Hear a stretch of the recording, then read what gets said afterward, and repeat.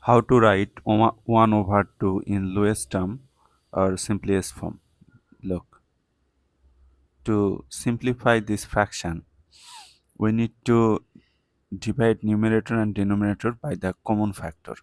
The Since 2 is a prime number, the common factor between numerator and denominator is just 1. So this is the result actually. If I want to explain details, then look, to find common factor, what is that? We can write 1 as 1 times 1. We can write 2, since 2 is a prime number, we can write 1 times 2.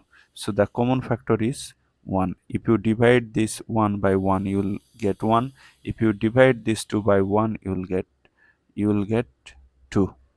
That is, you are getting half, and this is the answer. That is, lowest term is half or simplest form is half.